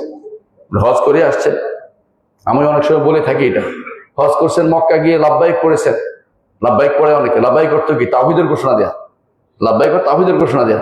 একেবারে আপনি পরিচ্ছন্ন হয়ে গেছেন, কারণ তাওহীদের ঘোষণা তালবিয়া পাঠ করলে তো গুনাহ মাফ হয় এবং ইবাদত করলে গুনাহ মাফ হয়। মক্কাতে আপনি হজ করেছেন, গুনাহ একদম নাই, আপনি কার মতো হয়ে গেছেন? ছোট বাচ্চার মতো আপনি হয়ে, শিশুর মতো নিষ্পাপ হয়ে ফিরে আসছেন। এর অর্থ হচ্ছে আপনার আর গুনাহ নাই। কিন্তু মদিনায় গিয়ে রসুলের কাছে বলছেন, রসুল আপনি আমার জন্য এটা করেন ওইটা করেন, অথবা কোনো কবরের কাছে গিয়ে বলেছেন, অথবা দেশে এসে শাহজালালের কাছে এটা বলেছেন, আপনার সমস্ত আমল বরবাদ হয়ে গেছে। হজ তো গেছে গেছে, এর আগের গুলো চলে গেছে। এর অর্থ হলো আপনাকে শিরিক করলে আপনার সমস্ত হাসানা বরবাদ হয়ে যায়। এমন কোনো কাজ করবেন না যে আপনার সমস্ত হাসানা বরবাদ হয়ে যায়। আইয়াদু আহাদুকুম আন তাকুনা লাহু জান্নাতুম মিন নাখিল ওয়া আনাবিন তাজরি মিন তাহতিহা আল-আনহার ওয়া লাহু ফিহা মিন কুল্লি সামারাত ওয়া লাহু যুররিয়াতুন দুআফা ফাআসাবাহা ইরসারুন ফি নারিন ফাহতারাকাত। আপনি অনেক একটা বাগান করছেন, এই বাগানে আপনার সুন্দর ফল ফলাদি আছে, সবকিছু আছে এবং একেবারে চক্ষু শীতল হয়ে যেমন কাজগুলি আছে, হঠাৎ করে একটা আগুন এসে বাগানটা পোড়াই ফেলছে। আপনি কি এটা চান? আল্লাহ এটা কেন উদাহরণ দিচ্ছে বুঝতে পারেন? এত সুন্দর আমল করেছেন কিন্তু একটু শিরিক করে ফেলেছেন, কি হয়েছে? আপনার বাগানটা পুরো ছাই হয়ে গেছে। আবার বাগানটা পুরো ছাই হয়ে গেছে, আপনি এটা শিখাতে হবে মানুষদের, ভাইদেরকে। আপনি যদি সত্যিকার অর্থে আপনার ভাইকে ভালোবাসেন, আপনার বাবাকে ভালোবাসেন, আপনার মাকে ভালোবাসেন, আপনার বোনকে ভালোবাসেন, আপনার আত্মীয়কে ভালোবাসেন, শিরিক থেকে মুক্তির জন্য তাকে বলতেই হবে। তার হাতে আপনি দেখেছেন যে সে তাবিজ কবচ লাগাইছে, তার হাতে লাগাইছে সে মাদুলি, তার গলায় লাগাইছে সে কোনো কিছু, তাগা লাগাইছে, আপনি কিছু বললেন না, আপনি তার হিতাকাঙ্ক্ষী নন, আপনি তার হিতাকাঙ্ক্ষী নন, আপনি তাকে আসলে ভালোবাসেন নাই।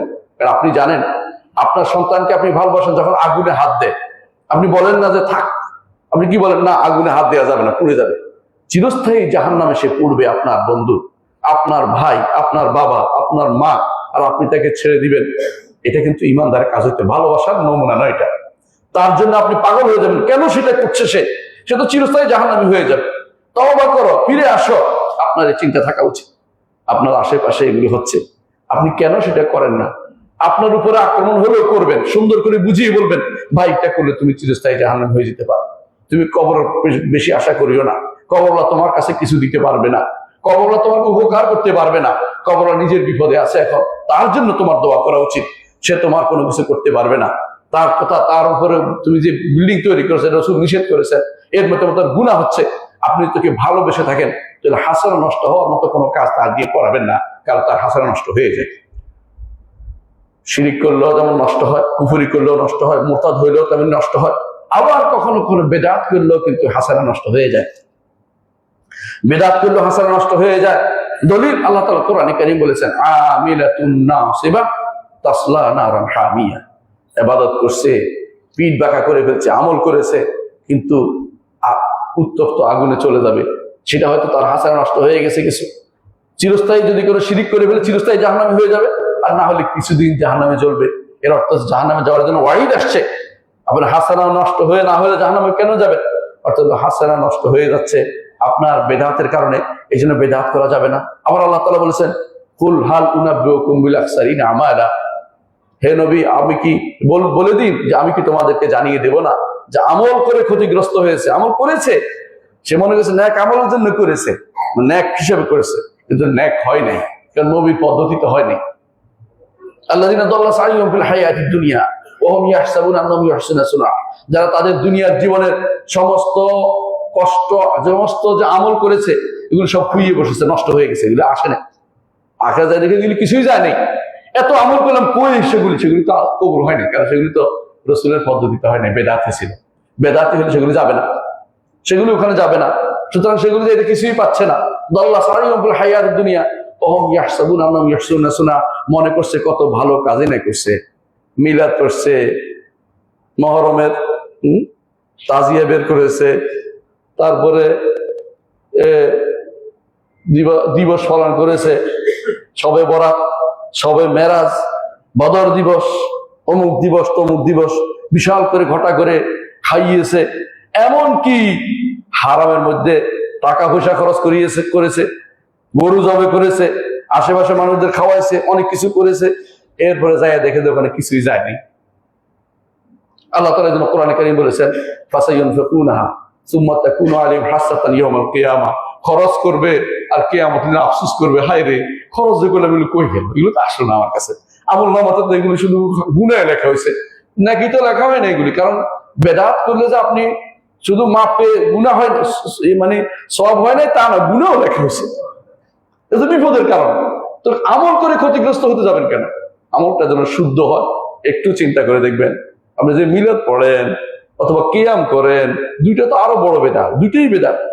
অথবা জিকির করেন, কি কেউ জিকির করে আল্লাহ আল্লাহ আল্লাহ আল্লাহ জিকির করে, কেউ জিকির করে ইল্লাল্লাহ ইল্লাল্লাহ, কেউ হু হু হু, কেউ হু হু নাক দিয়ে জিকির করে, নিঃশ্বাস টানে আর ফেলে। কোন জিকির চলে আসলে এগুলি যদি কোনো রাসূলুল্লাহ সাল্লাল্লাহু আলাইহি ওয়াসাল্লাম থেকে আসে নাই, আপনি স্পষ্ট জানতে পারেন, আপনি ভালো করে বুঝছেন, তারপরে আপনি করছেন, আপনি কি মনে করেন আপনার জন্য কেউ শরীয়ত প্রবর্তনকারী আছে? আপনার জন্য কে শরীয়ত প্রবর্তন করবে? আপনার জন্য শরীয়ত প্রবর্তনকারী তো আল্লাহ তাআলা, তিনি ছাড়া আর কেউ নাই, তিনি ছাড়া কেউ শরীয়ত দিতে পারে না। তাহলে আপনি কি জন্য এগুলো আমল করবেন? কেন করবেন? আপনার কি বিবেকে ধরা না এগুলি কেন করছে? আপনার জানাজা যদি হয়, কিছু মানুষ আসলে আপনি গান বাজাই দিবেন, কিছু মানুষ হলো কোরআন শুনে শোনাই দিবেন, এটা কোন ইবাদত? কে শিক্ষা দিছে আপনাকে? জানাজার সিস্টেম কতক্ষণ কিভাবে করতে আমরা জানি। আপনি নীতির মধ্য দিয়ে জানাজা আদায় করেছেন, নতুন নতুন পদ্ধতি আবিষ্কার করেছেন, এগুলি কি আপনি কি মনে এমনি চলে যাবে? রাষ্ট্রীয় নীতি হলে কি পার পেয়ে যাবেন আপনি? কখনো না। আপনাকে কে করতে বলছে এগুলি? আপনি অজু করবেন, পা ধুইবেন না, আপনার কি অজুটা হয়েছে? যারা অজু করে পা ধুয় না, তাদের আবার জানাজা কিসে? তাদের নামাজ কিসে? অজু পা না ধুলে অজু হয় নাকি? একটা গোষ্ঠী পা না জীবনে কোনদিন পা ধোয় না। যাদের কাছে কালিমা হচ্ছে পরিবর্তিত, যাদের কালিমা আশহাদু আল্লা ইলাহা ইল্লাল্লাহ মুহাম্মাদুর রাসূলুল্লাহ বললে হবে না, সাথে ও আশহাদু আন্না আলিয়ান ওয়ালিউল্লাহ না বললে তার ইমানে হয় না। সেই ব্যক্তি যাদের সালাত তিন ওয়াক্ত, যাদের সালাত 3 ওয়াক্ত এবং যাদের সালাতের মধ্যে আবু বকর ওমরকে লানত করে, এই জাতীয় মানুষদের জন্য আপনি এত দরদ দেখান কি জন্য? আমার বুঝে আসে না। শুধু একটা মাজলুম হলে দরদ হয় না রে ভাই। আপনাকে দেখতে হবে ইমানদারের প্রতি, আপনার ইমানদার কিনা এটা আগে দেখতে হবে। যারা ইমানদার না, তাদের প্রতি আপনার কোনো আকর্ষণ থাকা উচিত না, তাদের প্রতি আপনার কোনো মায়া থাকা উচিত না, তাদের প্রতি আপনার ভালোবাসা থাকা উচিত না। দুনিয়ার জীবনে চলবে, অনেকে কাফের সাথে চলছে, অনেক চুক্তি করবে, আলাদা কথা, ব্যবসা বাণিজ্য চুক্তি চলবে, কিন্তু আন্তরিক ভালোবাসা থাকতে পারবে না। আপনার অন্তর থেকে সেগুলি দূর করতে হবে। আপনাকে আমল নষ্টকারী কোনো কিছু যেন না হয়। আমল নষ্টকারী কিসে নষ্ট হয়? শিরকে নষ্ট হয়, কুফরি করলে নষ্ট হয়, মোরতাদ হয়ে গেলে নষ্ট হয়, মুনাফিকি করলে নষ্ট হয়, বেদাত করলে আমল নষ্ট হয়, রিয়া করলে আমল নষ্ট হয়। রিয়া অনেক বুঝেন না। জানাজার নামাজ তো যত তাড়াতাড়ি সম্ভব শরীয়তে বলছে করতে। 4 মাস 10 দিন ইদ্যত পার হয়ে যাওয়ার পরে জানাজা পড়ার নিয়ম কোথায় পাইছে? স্ত্রী ইদ্যত পার হয়ে গেছে, এরপর জানাজা পড়তে আসছে। মানে এই জানাজা আবার দেশে আবার মানুষকে নিয়ে এসে বিশাল ঘটা করে, এই জাতীয় শরীয়ত কোনদিন দেয় না। এটা রিয়া, কোনো সন্দেহ নেই। রিয়া করতে গেছে, তারপর আবার এটার জন্য কান্নাকাটি করছেন, আবার রিয়ার জন্য দেশে বিদেশে গায়ে বানা জানাজা করতেছেন। আপনি এগুলি কোন শরীয়তে কেডা ডাকে আপনাকে এটা অনুমোদন দিল? এগুলি কিভাবে আসলো? আপনি কিভাবে অনুমোদন করেন? আপনার কি আল্লাহকে ভালোবাসার মতো কোনো কিছু নেই? আল্লাহর দিনকে ভালোবাসেন না কেন? আপনাকে জানতে হবে যে আল্লাহর দিনকে ভালোবাসা এটা ফরজ। আল্লাহর দিন যেভাবে সেভাবে নিতে হবে। নিজের মন মতো চলার নাম ইসলামী শরীয়ত না। নিজের মন মতো যারা চলে তাদের থেকে আপনি দূরে থাকতে হবে। বেদাতের থেকে পরিত্যাগ করা, হাজরুল মুক্তাদ, এটা খুবই একটা গুরুত্বপূর্ণ মূলনীতি ইসলামের। বেদাতের সাথে চলাফেরা করা যায় না।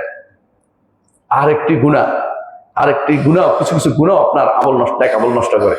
সেগুলি কি? একান্তে যারা মানুষকে শোনানোর জন্য, দেখানোর জন্য যেমন করে, অনেকে আছে কি করে, প্রকাশ্যে মানুষের গুনাহ, প্রকাশ্যে মানুষকে জানিয়ে গুনাহ করে। এগুলি তার জন্য বিপদের কারণ হয়। কারণ তার প্রকাশ্যে করলে তো ক্ষমা হয় না। নেক আমল তো একটা নেক আমল কিছু গুনাহকে আপনার কমিয়ে দেয়। ইন্না হাসানাত ইউযহিবুন সাইয়্যাত, হাসানা করলে সাইয়্যাত চলে যায়। কিন্তু যদি কোনো আপনি সাইয়্যা প্রকাশ্যে করেন, তো এগুলি কিন্তু অনেক মানুষের সাক্ষী বানিয়ে ফেললেন। এই সাক্ষী বানানো রাসূলুল্লাহ সাল্লাল্লাহু আলাইহি ওয়াসাল্লাম বলেছেন, আল্লাহ তাআলা ক্ষমা করে তোর যারা মুজাহিদ, যারা প্রকাশ্য মানুষের সামনে গুনাহগুলি করতেছে, সেগুলিকে আল্লাহ ক্ষমা করেন না। বেদাতি যারা গুনাহ করে মানুষকে ডাকছে, যারা শিরক ইবাদতের দিকে, কবর পূজার দিকে মানুষকে ডাকছে, আপনি চিন্তা করেন সে কিন্তু বিপদে আছে। কারণ সে একা নয়, অনেক মানুষকে এই গুনাহের দিকে আহ্বান জানাচ্ছে। আবার অনেকে শিল্প সংস্কৃতির নামে গুনাহ করতেছে। শিল্প সংস্কৃতি বুঝেন? গান বাদ্য প্রচলন করতেছে এবং গান বাদ্য দিয়ে ভরাই দিচ্ছে সারা দেশ, এবং মনে করতেছে এটা নাকি শিল্প, এবং এটার মাধ্যমে নাকি একটা জাতি গঠন করবে, ওই জাতিকে বরবাদ করবে। এটা দিয়ে যারা এই কাজ করবে তারা জাতিকে বরবাদ করবে। গান বাদ্য কোনোদিনই ইসলামের অনুমোদিত জিনিস হতে পারে না, হয় ছিল না। যে ব্যক্তি এটা প্রচলন করবে এবং মনে করবে ইসলামের জিনিসের সাথে ঈমান থাকবে না, আর যদি গুনার কথা মনে রেখে করবে, সে ব্যক্তি গুনাহগার ঈমানদার বিবেচিত হবে। কিন্তু যে ব্যক্তি বৈধ মনে করবে বা বৈধতা দিবে, সে ব্যক্তি কাফের হয়ে যাবে। সুতরাং এটা গুরুত্বপূর্ণ একটি জায়গা, যেখানে আপনার ঈমান কিন্তু আপনার হাসানা সব বরবাদ হয়ে যাচ্ছে। তাহলে কখনো কখনো আপনার হাসানা কাজ করেও বরবাদ হয়। একান্তে গুনাহ করলেও কখনো হাসানা বরবাদ হয়। একান্তে গুনাহ খালাওয়াত মানে একান্তে গুনাহ করছেন, যে গুনাহ আপনি প্রকাশ্যে হলে এই কাজটা করতে না, একান্তে গুনাহ করছেন সুযোগ সন্ধানী আপনি, অর্থাৎ সুযোগ খুঁজতেছেন যে এটা করবেন, আপনার মনের ভিতরে সুযোগ খুঁজতেছেন। যতক্ষণ সুযোগের অপেক্ষা আছেন অতক্ষণ গুনাহ হচ্ছে, কারণ আপনি আসলে গুনাহ ছাড়ার জন্য করেন না, আপনি করতে পারেন না দেখে আপনি গুনাহটা করতেছেন না। এই জন্য আপনার এখানে যতক্ষণ নিয়ত আছে খারাপ কাজে ততক্ষণ গুনাহ হচ্ছে। এগুলি কিন্তু আপনার নেক আমলকে নষ্ট করে দিচ্ছে। কখনো কখনো আত্মম্ভরিতা, আত্মগরিমা, অহংকার এগুলি আপনার ইয়াকে নষ্ট করে দেয়, নেক আমলকে নষ্ট করে দেয়, আপনার হাসানা নষ্ট করে দেয়। এই জন্য আল্লাহ তাআলা বলছেন, ওয়ালা তামনুন তাস্তাকসির, আপনি তামনুন মান করেন না, বেশি বেশি আমল করেন। আল্লাহ তার নবীকে বলেছেন, মানে আপনি যে তাদেরকে দাওয়াতের পথে ডাকছেন, এটা বলার দরকার নেই, আপনি আমল করতে দাওয়াত দিতেই থাকেন, এটা বলতে পারেন। আপনি মান করেন না, মানে আল্লাহ নবীকে তা নিষেধ করে দিয়েছেন। কিন্তু আপনার আমল যেন নষ্ট না হয়, অহংকার যেন না আসে, আমি এই করেছি সেই করেছি, এটা যেন কোনোদিন না আসে, এটা খেয়াল রাখবেন। আব্দুল্লাহ ইবনে মাসউদ বলেছেন, যদি নাজাত পেতে হয় তাহলে তাকওয়া যেন থাকে এবং নিয়ত যেন থাকে। আর ধ্বংস যদি হয়ে কেউ নিতে চায়, সে যেন নিরাশ হয়ে যায় বা আত্মম্ভরিত অহংকারে সে যেন ফেটে পড়ে, এগুলি তার ঈমানকে নষ্ট করে দেয়। সম্মানিত মুসলিয়ান কেরাম, আমি বলছিলাম যে আরো যে জিনিস মানুষের নেক আমল নষ্ট করে দেয়, নষ্ট না হইলেও আখিরাতে নষ্ট হয়ে যাবে, সেটা কি? আরেকজনের হকের উপরে আক্রমণ করা, আরেকজনের অধিকার ছিন্ন করা। রাসূলুল্লাহ সাল্লাল্লাহু আলাইহি ওয়াসাল্লাম কি বলেছেন যে তোমাদের মধ্যে কপটদক শূন্য ব্যক্তিকে, মুফলিসকে, ফকিরকে, তোমাদের মধ্যে ফকিরকে। রাসূলুল্লাহ সাল্লাল্লাহু আলাইহি ওয়াসাল্লাম এটা বলার পরে রাসূল সাহাবা একরাম বললেন যে একটা লোকমা দুই লোকমার জন্য ঘরে ঘরে ঘুরে বেড়ায়, সে তো ফকির। রাসূল বলছেন, না, সে আসলে ফকির না। ফকির হচ্ছে ওই ব্যক্তি যে ব্যক্তি পাহাড়ের মতো, রাসূল বলছেন পাহাড়, বড় বড় পাহাড়ের মতো নেক আমল করেছে। কি দিয়ে? সালাত, যাকাত, সওম, হজ, অর্থাৎ সে আল্লাহর ইবাদত ঠিক করেছে, কমতি করে নাই, কিন্তু মানুষকে মারছে। অর্থাৎ দরাবা হাযা, শাতামা হাযা, আকালা মাল হাযা, কেউ গালি দিছে কাউকে, অথবা মুখের সম্পদ বক্ষণ করে চলে গেছে। হাসরের মাঠে সবাই এসে তার নেক আমলগুলি ভাগ করে নিয়ে যাবে। সে ব্যক্তি আমল করেও ওখানে যে ক্ষতিগ্রস্ত হয়ে গেছে, তার আমলটা আরেকজন নিয়ে গেছে, সে পাচ্ছে না, তার লাভ হচ্ছে না। আর কিছু মানুষ এরপরে আসবে, দেখবে যে এর তো নেক নিতে পারতেছি না, তখন তাদের গুণাগুলি ওর কাঁধে দিয়ে দিবে। সেখানে হাসান এবং সাইয়্যা দ্বারা একে অপরের পরিপূর্ণতা আসবে। টাকা পয়সা দিয়ে সেদিন কোনোদিন পার পাওয়া যাবে না। দুনিয়ার বুকে তো আপনি টাকা দিয়ে মিটমাট করতেন, ওখানে মিটমাট হবে নেকি এবং গদি দিয়ে। অর্থাৎ আপনার হাসান এবং সাইয়্যা দিয়ে, আপনার শুধু নেক আমল দিয়ে আপনার নেকটা নিয়ে যাবে, আর বদগুলি তার উপর উঠিয়ে দিবেন, শেষে দিয়ে আর কেউ দিতে পারতেছে না। বহু মানুষকে জুলুম করেছেন, তো আপনার আমল এত বেশি নেই। তো যারা প্রথমে আসছে তারা কি নিয়েছে? নেকগুলি নিয়ে গেছে। যারা পরে আসছে তারা বদ নিতে পারতেছে না, যে বদগুলি ঢেলে দিচ্ছে তার উপরে, কারণ সে এখন পার পেয়ে যাবে। এই ব্যক্তি হচ্ছে সবচেয়ে বড় কপটদক্ষণ্য ব্যক্তি। আমার নবী বলছে সে মুফলিস, অর্থাৎ সে হচ্ছে ফকির।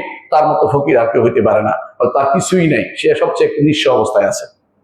আবার কখনো কখনো এমন সব গুনাহ আপনার নেককে নষ্ট করে, যেগুলো জারিয়া, চলমান গুনাহ। চলমান গুনাহ কি? নতুন একটা বেদাত আবিষ্কার করেছে। সেটা কি? নতুন একটা বেদাত আবিষ্কার করেছে, আপনার মনে হচ্ছে এটা করলে খুব ভালো। আপনাদের এলাকায় জিকির একটা আবিষ্কার আছে, এটা কি? হুব্বে খোদা, হুব্বে রাসূল, ইয়া রাসূলুল্লাহ, নাকি জানি একটা জিকির একটা আছে। এই জাতীয় জিকির যারা আবিষ্কার করেছে নতুন বেদাত। এইরকম আরো আছে যারা এরকম জিকির আবিষ্কার, সবগুলি বেদাত করেছে। যতদিন চলবে ততদিন আপনার নেক থেকে কমাচ্ছে। সুতরাং সাবধান, না জেনে কথা বলা। ওয়ালা তাকুম আলা লাইসা লাকা বিআদ, যা জানেন না তা বলবেন না। আপনি এমন সব কাজ করবেন না যে কারণে আপনার যা করেছেন ছোটখাটো আমলগুলি আরেকজন নষ্ট করে দিবে। কারণ সে যদি আপনার দেখা দিয়ে আমল করে, তাহলে যত মানুষ এই আমলগুলি করবে তত মানুষ আপনার হ্যাঁ, তত মানুষের গুনাহ আপনার কাঁধে উঠতেছে, এতে আপনার আমল কমে যাচ্ছে, নেক আমল কমে যাচ্ছে। রাসূলুল্লাহ সাল্লাল্লাহু আলাইহি ওয়াসাল্লাম বলেছেন, মান সান্না ফিল ইসলামে সুন্নাতান সাইয়্যা, যে কেউ ইসলামের মধ্যে সুন্নাহ সাইয়্যা, খারাপ কোনো নীতি প্রবর্তন করবে, ফালাহু উজরুহা, তার একটা গুনাহ পাবে, ওয়া উজরু মান আমিলা বিহি ইয়াউমুল কিয়ামা, কিয়ামতে যত মানুষ আমল করবে তত মানুষ এই গুনাহটা সে বহন করবে। এজন্য রাসূলুল্লাহ সাল্লাল্লাহু আলাইহি ওয়াসাল্লাম বলেছেন আরেকটা হাদিসে, এটা সহিহ মুসলিমের হাদিস, আরেকটা হাদিসে রাসূলুল্লাহ সাল্লাল্লাহু আলাইহি ওয়াসাল্লাম বলেছেন, দুনিয়াতে যত হত্যা হয়, খারাপ কাজ নাই, এই খারাপ কাজের একটা অংশকে পায় আদম সন্তান প্রথম যে হত্যার পথ দেখিয়েছিল সে পায়। আপনি একটা অন্যায়ের পথ দেখাবেন, একটা বেদাতের পথ দেখাবেন, হারাম পথ দেখিয়ে যাবেন, মানুষকে এটার উপর উদ্বুদ্ধ করে যাবেন, আপনি মনে করেন যে এটা হাসানা, এটা কিছু হচ্ছে না, না, এটা কিন্তু আপনার সাইয়্যা।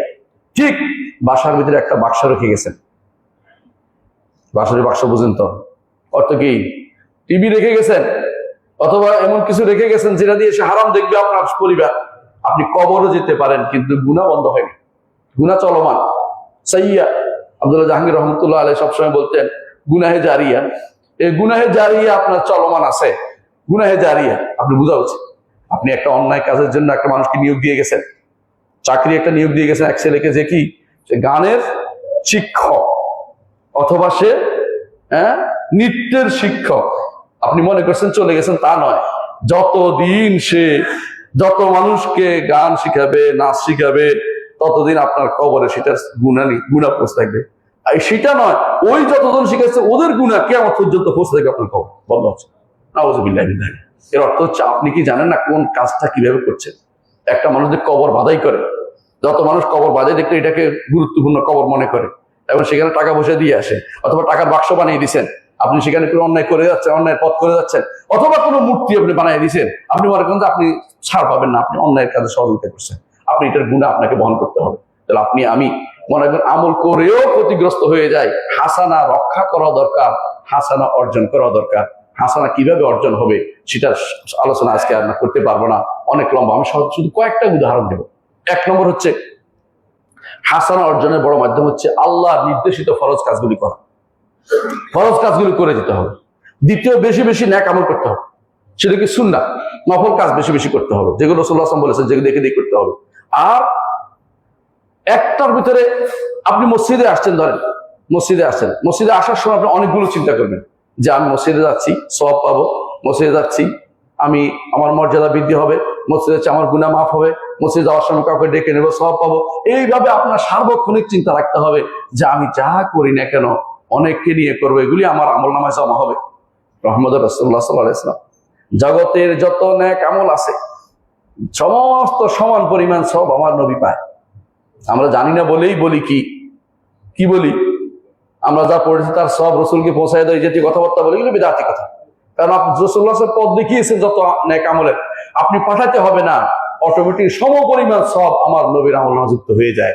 এটা যদি ইমানদার বুঝতো তাহলে ভালো কাজের মধ্যে সবসময় লেগে থাকতো, যে আমি একটা ভালো কাজ পথ দেখে। এই জন্য কেন খায়রুকুম মান তাআল্লামাল কুরআন ওয়া আল্লামাহু, কেন বলেন তো? আল্লাহর বাণী হচ্ছে শ্রেষ্ঠ বাণী, আল্লাহর বাণী হচ্ছে শ্রেষ্ঠ বাণী, আল্লাহর বাণী এর চেয়ে উত্তম বাণী আর কিছু নেই। আল্লাহর বাণীর আপনি শিক্ষক, মানুষকে শিক্ষা দিচ্ছেন, যত মানুষ এরপরে আপনারটা দেখে শিখবে শিখবে শিখবে শিখবে, এ ব্যক্তি উত্তম না আর কি হইতে পারে? উত্তম জিনিস শিক্ষা দিয়েছেন আর উত্তম জিনিসের সিলসিলা জারি আছে। আপনি যত মানুষ কিয়ামত পর্যন্ত আপনার কেরাত পড়বে, আপনার পড়াশোনা পড়বে, আপনার ছাত্র যত যাবে সবাই সব আমল যুক্ত হয়ে যাবে। তাহলে আপনি ভালো কাজগুলি সবসময় লেগে থাকতে হবে, ভালো কাজ কিনা আগে জানতে হবে, এগুলির মধ্যে আমাদের জীবনটা অতিবাহিত করতে পারি। অবশ্যই ইনশাআল্লাহ আমরা ভালো কাজে যুক্ত হলাম এবং নেক আমল করতে পারলাম। আল্লাহ আমাদের বোঝার তৌফিক দান করুন। আকুলু কাওলি হাযা ওয়া আস্তাগফিরুল্লাহ লি ওয়া লাকুম ওয়া লিসাইরিল মুসলিমিন ফাস্তাগফিরু ইন্নাহু হুয়াল গাফুরুর রাহিম।